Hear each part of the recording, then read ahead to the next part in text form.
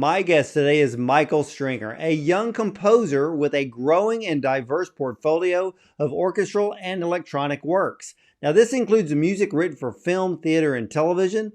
And Michael's professional debut was scoring the music for the short film Vanity, written and directed by Betta Bulikova, which has already received multiple honorable mentions at major film festivals this year. Now, Michael is always prepared to expand his horizons to new styles, particularly when working to a brief. Now, he draws from his musical theater training and his music education, and as of right now, he is a self-taught composer. However, he has received memberships from some of the music industry's leading composers, Steven Schwarz and Ian Bell. Now, Michael Stringer is writing music for his first feature film, Secrets of the Warrior, written and directed by Rebecca Heidt and produced by Netflix producer March Robinson, who is best known for Legacy of Lies. So, ladies and gentlemen, let's welcome the talented film music composer Michael Stringer to the show. Welcome, Michael. Hello, thank you for having me. Absolutely. Well, first of all, how old are you? I am 17. You are 17 years old. Wow, that is incredible. I mean, uh, let me ask you something because I know that your background is musical theater. Did that equip you to work in film? Yeah, I mean 100%. I think I think musical theatre and acting in theatre is good for anything, any profession. Um, but certainly working with a director and taking feedback, that's definitely, yeah, it's helped me so much. Are you also acting in musical theater? Yeah, yeah. So that's originally what I wanted to do as a profession. Yeah, I wanted to be a musical theatre actor, singer, dancer. So when did you make the change over to composing?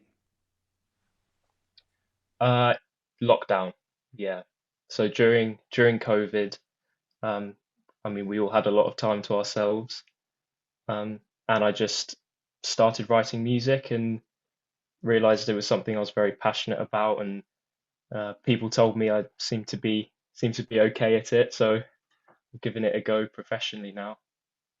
Well, were there any films that I guess interested you in the music scores and wondered if that was something that ignited your interest and passion to be a composer? Hmm. Yeah, 100%. So I watched the film American Beauty, and that just has the most amazing score from Thomas Newman. I mean, I listen to that every day.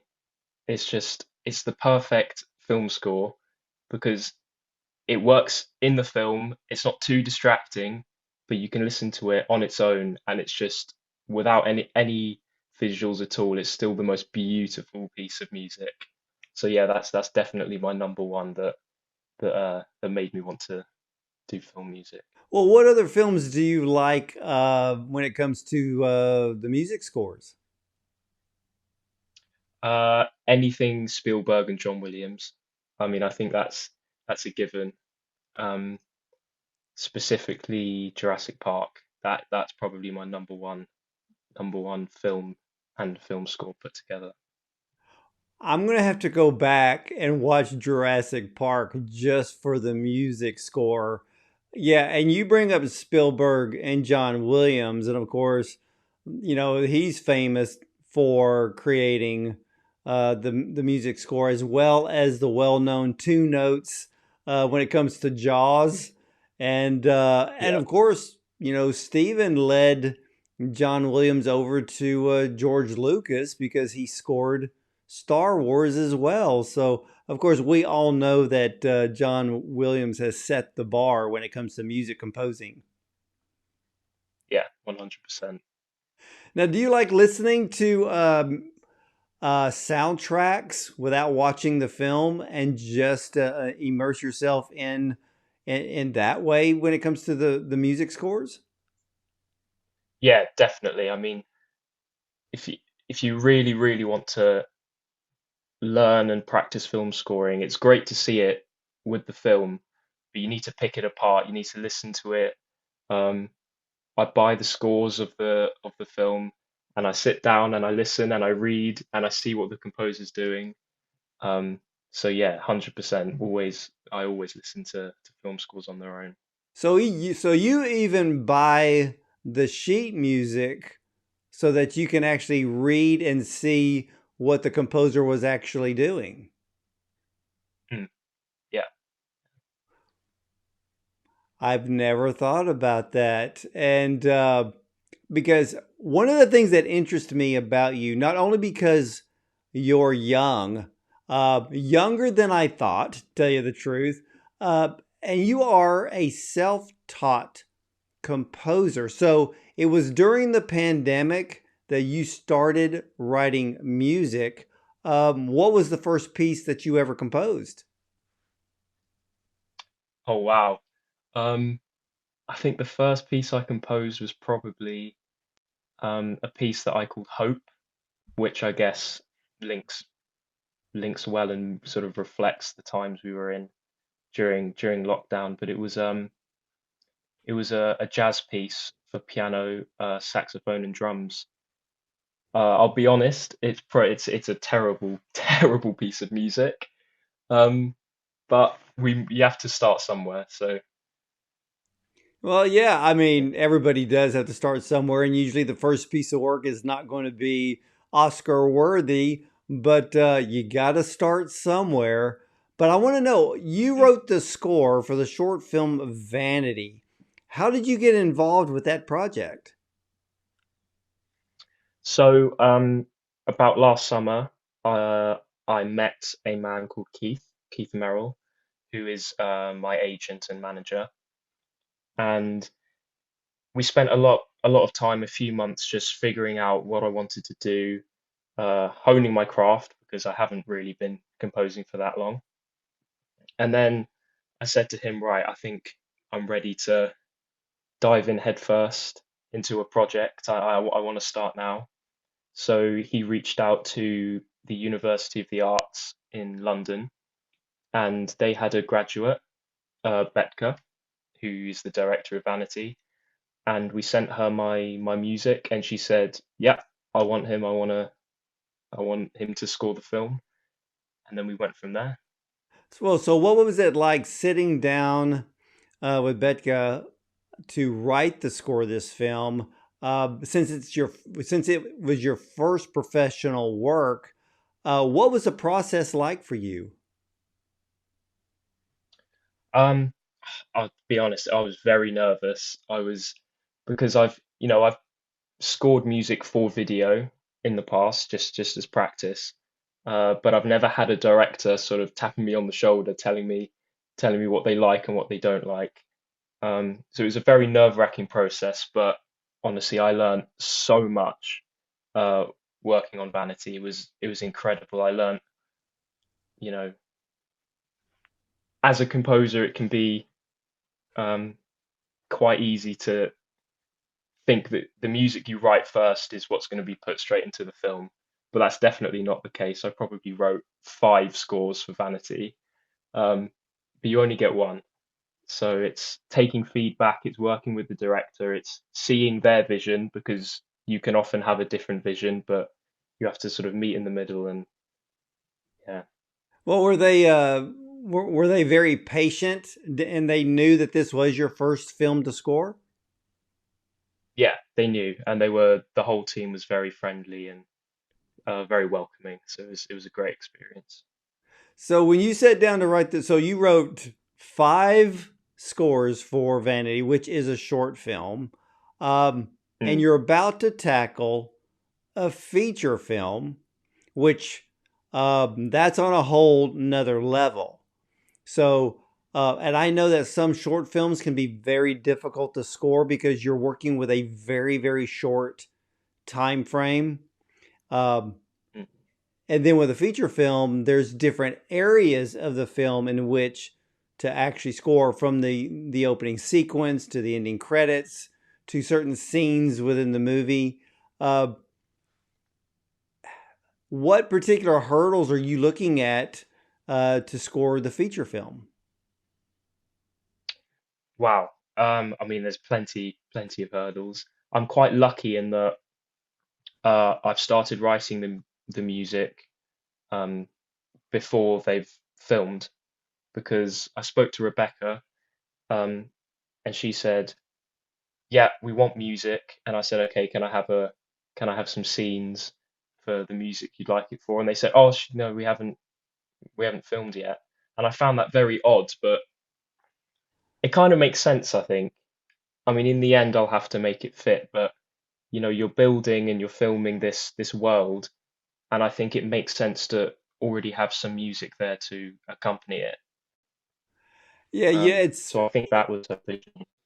yeah, because I've talked to other composers, and everybody's system is different. Where they wait for, well, first they sit down with the director to know what the director's vision is. Maybe they have samples of something that they want their music score to be. You know, if it's going to be, trying to think right off, if it's going to be warm, orchestral, choral, is there going to be vocal?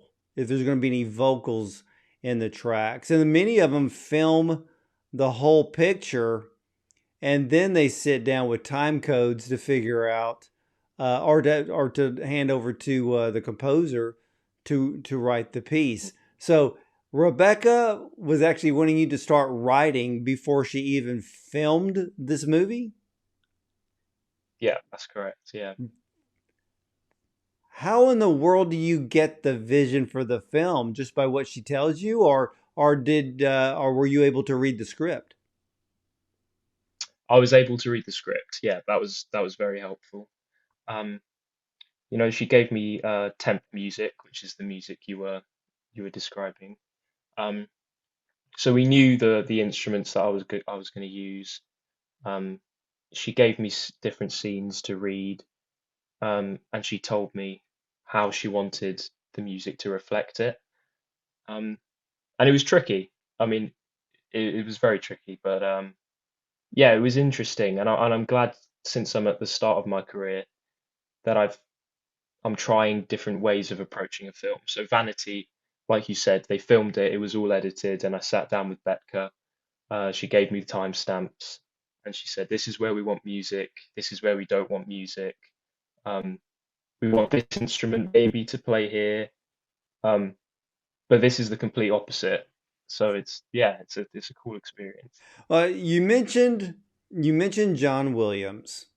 Are there other composers that you have studied that have scored films to get an idea of what their vision was? Because, for some, they watch the film, like you said, by watching Jaws or Jurassic Park.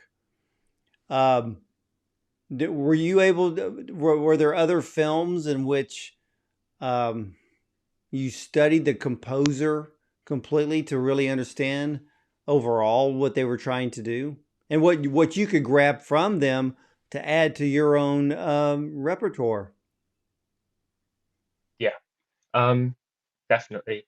So one composer who is, I mean, probably my number one favorite composer of all time.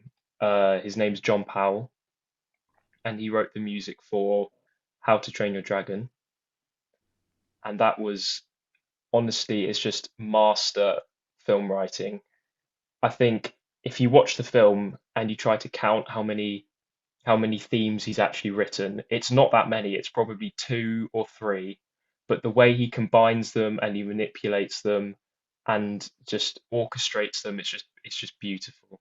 And yeah, though I mean the way the film and the music complement each other is just it's it's otherworldly to me. I don't know how he did it, but I'm so glad you brought that up because that is one of my favorite films, animated films of all time. It is, mm, I know, especially when the first one came out, it was just brilliant from beginning to end. You couldn't have written a better story. And then part two came out and it's just as perfect. And now I hear they're working on the live action. Yeah, yeah, that's what I've heard. Very excited for that. And I mean, do you hope to write? And this is probably a dumb question, but are you hoping to one day write a score for an animated film? Oh, definitely. Yeah, 100%. You know, with How to Train Your Dragon, and you said technically his composing for that film was really, I'm not going to say simple, but he Oh didn't no. overdo it either. Mm. You know, so are there other films that have inspired you when it comes to the music? I mean, there's so many. I think, I mean, another great composer, Danny Elfman, 100%, and that's animation again, which, yeah, something I 100% want to do. But Danny Elfman is very interesting because he obviously he writes orchestral film music, but he's also in a rock band. So I think that has a lot of influence on him as well. And that's something that I try to sort of take and use for myself. I guess writing film music, you just need to surround yourself with as much music as possible, whether that's musical theatre, which I do, whether it's I don't know, playing in a rock band, just surround yourself with as much music as possible. You know, you bring up something that's very interesting, and I've had this conversation before. We have films that let's just say that the music score for a particular film is very orchestral. But then Mm, we have films out there that don't use that type of music. They'll use actual songs. So it sounds like so when the film is done, then there's this soundtrack. There's like 12, could be let's just say there's 12 songs on the soundtrack. And it does sound like in some cases a rock band doing the soundtrack. Um, mm. for you, do you focus more on, and of course, you're young, you're only 17. So as time goes by and you gain much more experience, would you ever be looking at doing a musical score in which the soundtrack would be um, songs that are actually sung? I would love to do that. I am not the best lyricist. I have tried writing songs, so that might be something I have to pair up with someone for. Um, but yeah, definitely. Um, and I mean, a lot of great films combine songs and orchestral music. I mean, you've got The Hunger Games, you've got James Bond. I mean, every James Bond film comes with a song. It's just a classic. So yeah, definitely. I mean, I'd love to write songs for the films as well at some point. You know, it's funny because, you know, James Bond is very unique when it comes to the music. Every film has the music in which we recognize right off that it's a James Bond film. But then, like Mm, you said, there's always an artist that is chosen to basically sing the title track. And that is a song that's usually used in the very intro because with James Bond movies, the intros are, it's almost like watching a miniature music video. And we have to go through 3 minutes of beginning credits before the film actually starts because they're really selling the song to the audience. mm. You know, which is Yeah, very, very interesting. And there was a film, well, there's actually two. Um, I recently talked to John McEwen, who did the score for the film Good Old Boys, which stars Tommy Lee Jones and Sissy Spacek. And he's co-founder of the Nitty Gritty Dirt Band. So he spent the last 50 years writing songs with lyrics and then ends up doing a score for a film. Then I was talking with director Phil Alaco, who recently just released the Lionsgate film, 5 Pounds of Pressure. There's probably 12, 15 songs um, in that movie, which now has become the soundtrack. And because his background as a director, which he wrote 4 of the songs, is because it's basically a rock band. And Mm. for you being so young and you love studying these musical scores, um, do you find that with so many of these films and the scores being so different, are you trying to learn as much as you can from everyone's approach? Yeah, definitely. I mean, the goal for every composer is to find your own voice. Um, but in the end, everyone, I don't want to say steals, everyone borrows different things from different composers. I mean, it's just there's no other way of doing it.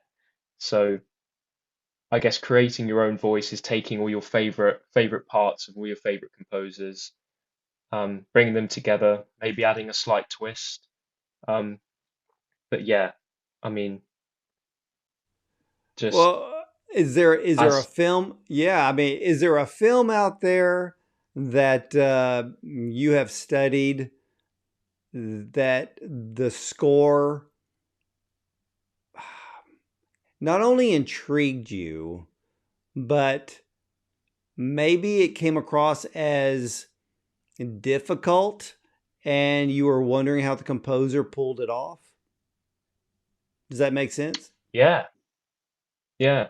Um, John Powell did a film. I can't remember the name of it. It was one of the Harry Styles films that came out last year. Um, but that score was what intrigued me was it was very different to things like How to Train Your Dragon. It was the complete opposite to your big sort of fanfare orchestral epic score. And this was just a reduced, very percussive, um, sort of minimalist score, and it worked perfectly. And I don't understand how.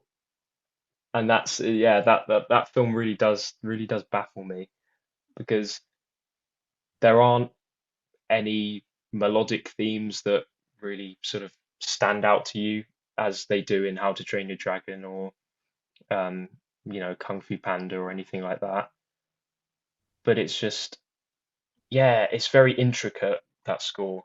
I wish I could remember the name of it. That's a bit embarrassing, but No, no, no. I mean, there's people don't realize how many films are done every year. I mean, if you ask the normal person how many films that the general audience, how many films they actually see in a year, they could say that they watched 20 films. And of course, most of them are probably streaming and not actually walking into a theater. And if somebody goes to the theater nowadays, it could be maybe a half a dozen times because a lot of people are not running into the theaters like they used to. But the amount of film that is released per year is in the thousands. And most people will only see a very tiny fraction of those films. I mean, just for short films alone, I believe the number is well over 10,000 films a year. And all of wow. those are scored. Mm, And which I find very intriguing because there's a lot of work out there. I've also learned to, and you've probably noticed this in some films where there's not necessarily a major music score. So let's just pick suspense or horror where there's not a heavy music score, but they use musical sounds in scenes to create drama, suspense, fear. Have you studied any of those?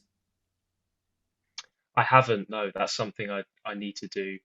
Um, it's very easy, especially starting out, I think, um, to practice what you're very good at. Um, and I think that's probably not very smart because then you're not learning. Um, but yeah, that's something I need to do, definitely. Yeah. Well, I will tell you this. I am impressed with you. You're 17. You have scored your first film, Vanity, and you're working on the next a feature film, which I believe is what I think I just mentioned it earlier, is actually Secrets of the Warrior. Uh, how did you get connected to Rebecca as well as producer March Robinson? So I saw Rebecca was posting about the film, and all I did was send her a message. I didn't think she'd be at all interested because, I'd only done one thing before. But she said, "Yeah, send me your music and we'll see." And I did, and she liked it. And I find it baffling that it was that simple. Um, but that's how it happened, yeah. You know what I see, this is what I love about the film industry. It is one of the very few industries which people want to collaborate. People Mm, want to connect because, it's one project after the other. I thought the music industry was great, but there's a lot of, I'm not going to say egos, um, but collaborations come in different ways in the music industry. But with film, everybody wants to work together. And I love the fact that you have someone like Rebecca that will take a chance on someone like you, because I'm impressed because you took a step of faith just to reach out to somebody and they said yes. And that's what I think that a lot of young filmmakers need to understand is get out there, submit your work to people. You never know. And just like in your case, someone said yes. But I have to ask, Michael, because how did you come to meet and to know Oscar and Grammy winner Steven Schwarz, who is well known for The Prince of Egypt, Enchanted, and even Pocahontas, just to name a few? yeah. So when I first met, I mentioned Keith Merrill before, my manager. He said, "We want to find you a mentor. Um, here's a list of people. See if you know one of them." And I saw Steven Schwartz. I went, "Of course I know Steven Schwartz. I mean, I love musical theatre." Um, I said, "I mean, that'd be great if he wants to talk to me." So we sent him my music. And again, he said, "Yeah, I'm interested. I think, you're very young, but I can see some potential." Uh, and a few months later, luckily, he was in London. So we both went to have breakfast with him, and so he was just amazing because I honestly thought we'd be going there to just talk about music, but he just had the best life advice, career advice, um, and yeah, I mean, I can't wait to do more with him. Um, he's yeah, he's offered me some very cool opportunities. I'm not sure how much I'm allowed to say, um, Well, no, but no, no. yeah, If you, that yeah, was no, no, you can keep that private. What was some of the advice that he gave you?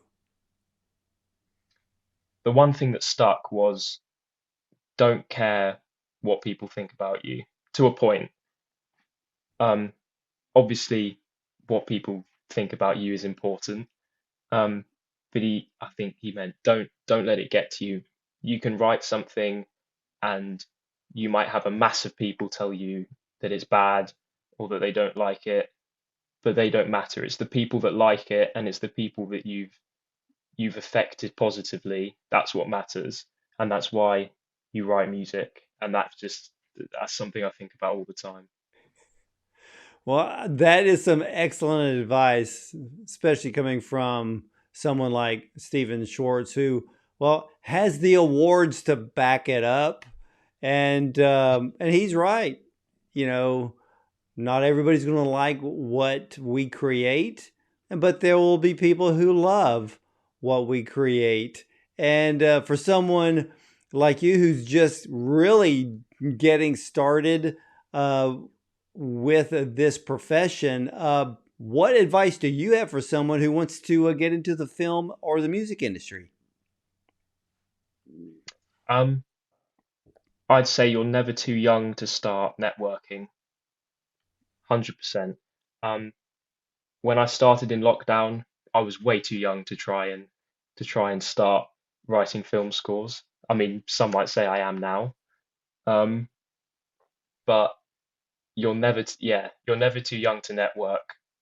You can send 1,000 emails to 1,000 different people, and you might get, I don't know, 900 no's, um, and 99 replies saying, no, we're not interested, or you might not get any replies, but if you get one reply out of 1,000, that could change your career, that could change your life.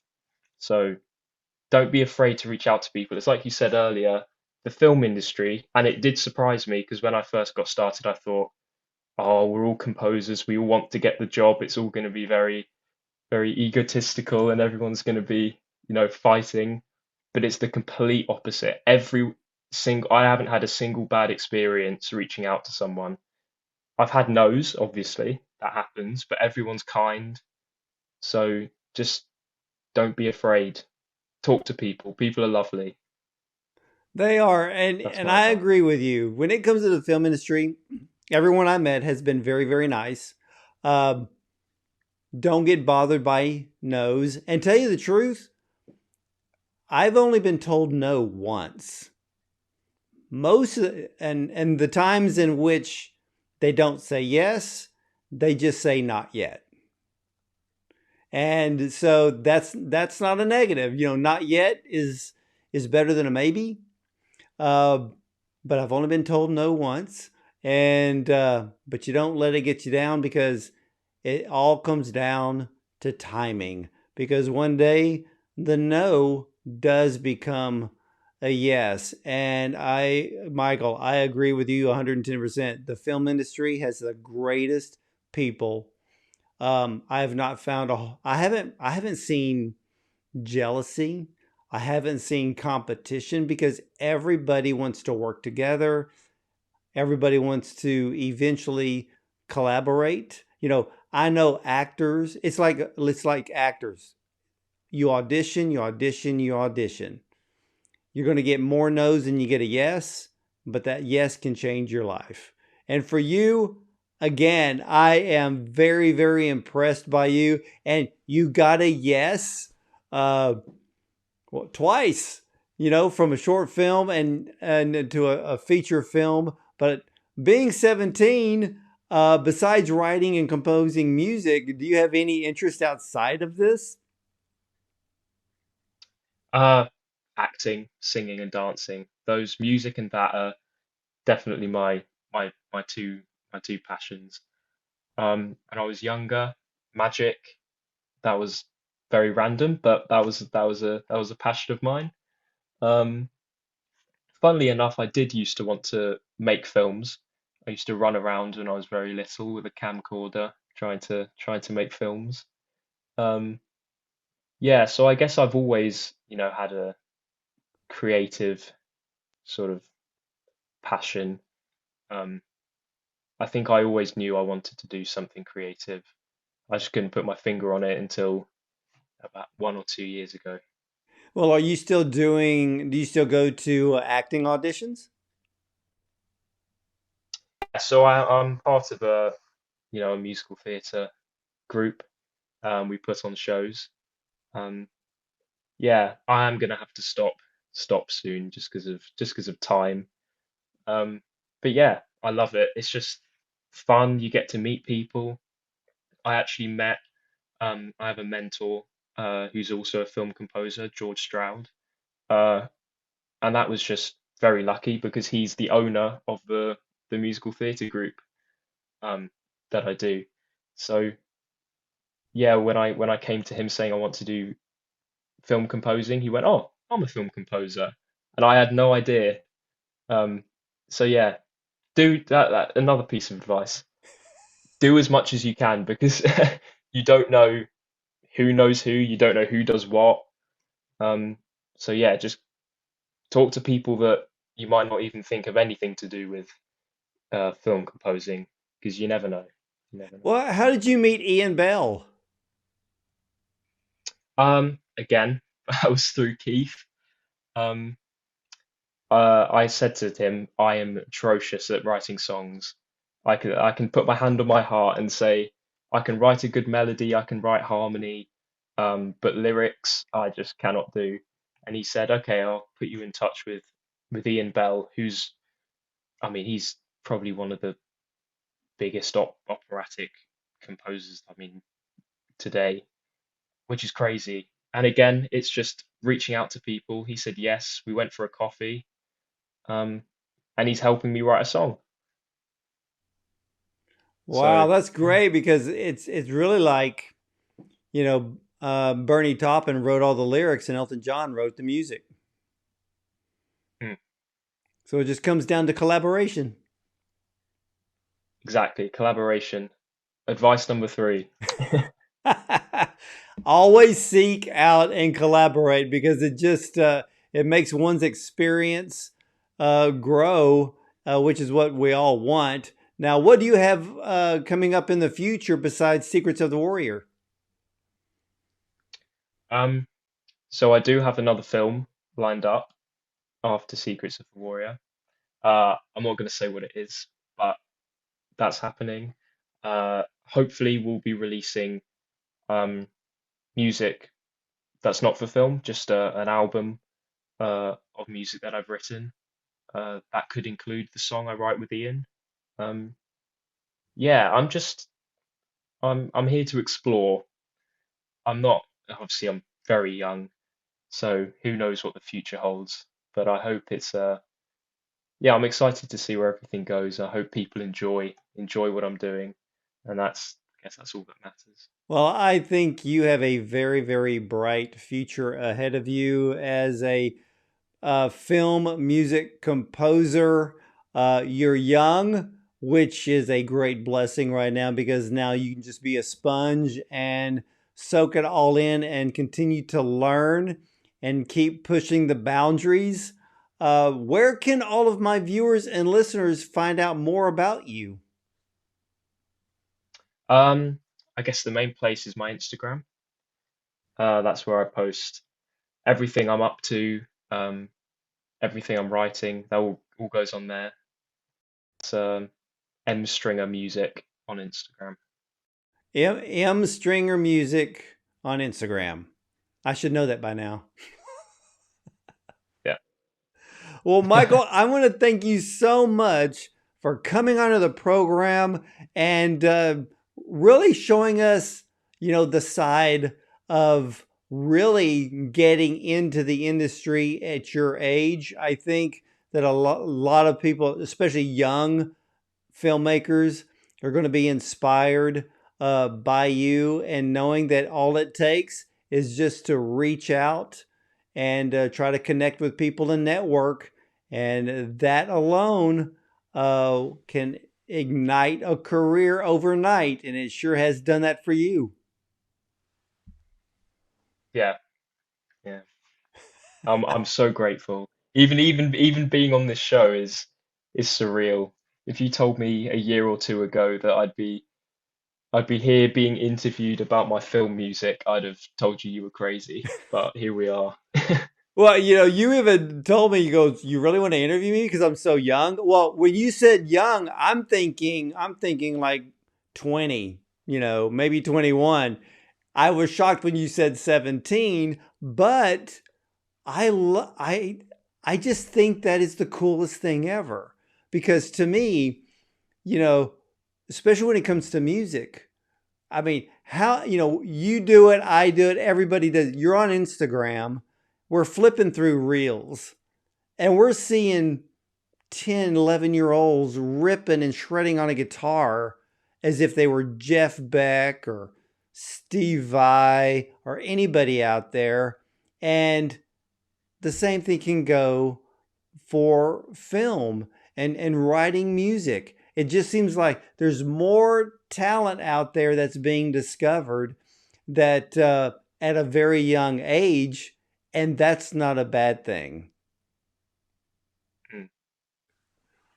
But No, I yeah. totally agree. But Michael, much success to you with Secrets of the Warrior, as well as the new upcoming film project that you'll be working on. And man, hey, when those films get done and they get released, you're going to have to come back so we can talk about them. Of course, of course. All right. Well, ladies and gentlemen, Michael Stringer, if you connect with him on Instagram, M Stringer Music. And for those of you, well, maybe you're an up and coming filmmaker and you would like to have your film scored. Well, look him up on Instagram at M Stringer Music, and may overload his schedule, but hey, he's young and he can do it. So, ladies and gentlemen, you can catch all of the replays of our interviews with the top film directors, producers, screenwriters, and actors, as well as up and coming composers like Michael Stringer, and more on our website at bondoncinema.com. We're also available on YouTube by the same name and a dozen audio platforms as well. So I want to thank all of you for watching and listening. And as for me, I'll either see you at the movies or from the red carpet.